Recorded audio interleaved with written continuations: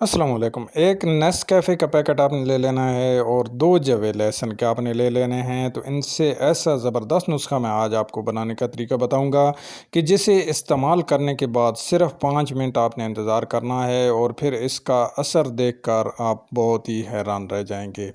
तो चलिए वीडियो को शुरू करते हैं और बनाते हैं इस ज़बरदस्त किस्म के नुस्खे को।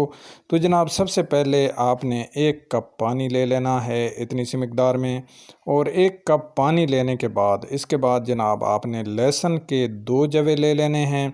लहसुन देसी आपने लेना है, चाइना वाला जो मोटा लहसुन होता है वो आपने नहीं लेना।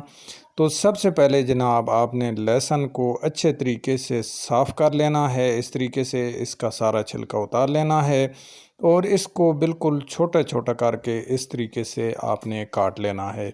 इसके बाद दूसरे जवे को भी इसी तरीके से आपने अच्छी तरह से साफ़ कर लेना है और इस तरह से साफ़ करने के बाद इसको भी आपने इस तरीके से बिल्कुल छोटा छोटा करके काट लेना है। चैनल पर नए हैं तो आपसे रिक्वेस्ट है कि वीडियो को लाइक और चैनल को सब्सक्राइब कर दें।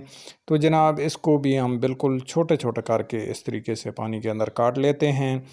अब इसके बाद जिस चीज़ की आपको ज़रूरत पड़ेगी वो है नेस्कैफ़े का पैकेट। आपने इस तरीके से ये मुख्तलिफ़ अक़साम में मिल जाता है, तो ये आपने बाज़ार से ले लेना है और इसकी छोटी सी मिकदार ये आप देखें इतना सा आपने इसके अंदर डाल देना है। तो इस तरह से आपने फिर इसको मिक्स करना है। यहाँ पर आपने इस बात का ख़्याल रखना है कि पानी को आपने उबाल लेना है। उबले हुए पानी में जब आप इसको हल करेंगे तो ये जल्दी से इसके अंदर हल हो जाएगा। इसके बाद 1 चम्मच चीनी का आपने इसके अंदर ऐड कर देना है और ये सारी चीज़ें ऐड करने के बाद आपने इन तमाम चीज़ों को बिल्कुल अच्छे तरीके से मिक्स कर देना है। आप देख सकते हैं पानी का कलर चेंज हो गया है।